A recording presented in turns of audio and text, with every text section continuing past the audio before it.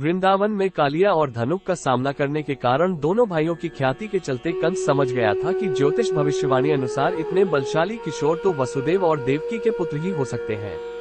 तब कंस ने दोनों भाइयों को पहलवानी के लिए निमंत्रण दिया, क्योंकि कंस चाहता था कि इन्हें पहलवानों के हाथों मरवा दिया जाए। लेकिन दोनों भाइयों ने पहलवानों के शिरोमणि चाणूर और मुष्टिक को मारकर कंस को पकड़ लिया और सबके देखते देखते ही उसको भी मार दिया। कंस का वध करने के पश्चात कृष्ण और बलदेव ने कंस के पिता उग्रसेन को उग्रसेन के 9 पुत्र थे, उनमें कंस ज्येष्ठ था। उनके नाम है न्यग्रोध, सुनामा, कंक, शंकु, अजभू, राष्ट्रपाल, युद्धमुष्टि और सुमुष्टिद। उनके कंसा, कंसवती, सतंतु, राष्ट्रपाली और कनका नाम की 5 बहनें थीं। अपनी संतानों सहित उग्रसेन क्युकुर वंश में उत्पन्न हुए कहे जाते हैं और उन्होंने व्रजनाभ के शासन संभालने के पूर्व तक राज किया। कृष्ण बचपन में ही कई आकस्मिक दुर्घटनाओं का सामना करने तथा किशोरावस्था में कंस के षड्यंत्रों को विफल करने के कारण बहुत लोकप्रिय हो गए थे।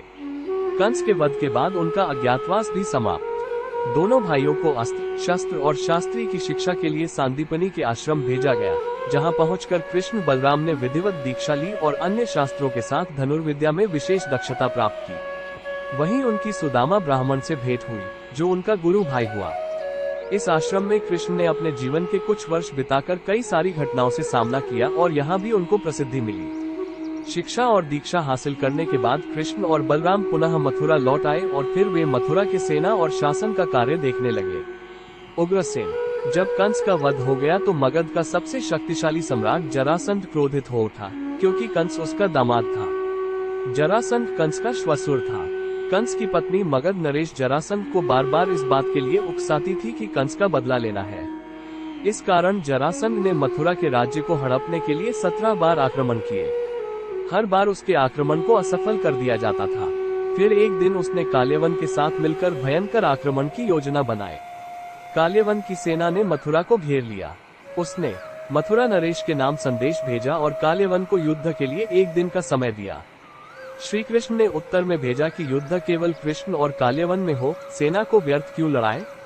काल्यवन ने स्वीकार कर लिया। कृष्ण और काल्यवन का युद्ध हुआ और कृष्ण रणभूमि छोड़कर भागने लगे, तो काल्यवन भी उनके पीछे भागा। भागते भागते कृष्ण एक गुफा में चले गए। काल्यवन भी वहीं घुस गया। गुफा में काल्यवन ने एक दूसरे मनुष्य को सोते हुए देखा। काल्यवन ने उसे कृष्ण समझकर कसकर लात मार दी और वो मनुष्य उठ पड़ा। काल्यवन की सेना ने मथुरा को घेर लिया। उसने मथुरा नरेश के नाम संदेश भेजा और काल्यवन को युद्ध के लिए 1 दिन का समय दिया। श्री कृष्ण ने उत्तर में भेजा कि युद्ध केवल कृष्ण और काल्यवन में हो, सेना को व्यर्थ क्यों लड़ाएं? काल्यवन ने स्वीकार कर लिया। कृष्ण और काल्यवन का युद्ध हुआ और कृष्ण रणभूमि छोड़कर भागने लगे, तो काल्यवन भी उनके पीछे भागा। भागते भागते उसने जैसे ही आंखें खोली और इधर उधर देखने लगा, तब सामने उसे काल्यवन दिखाई दिया। काल्यवन उसके देखने से तत्काल ही जलकर भस्म हो गया। काल्यवन को जो पुरुष गुफा में सोए मिले, वे इक्ष्वाकु वंशी महाराजा मांधाता के पुत्र राजा मुचुकुंद थे, जो तपस्वी और प्रतापी थे। उनके देखते ही काल्यवन भस्म हो गया। मुचुकुंद को वरदान था कि जो भी उन्हें उठाएगा वो उनके देखते ही भस्म हो जाएगा।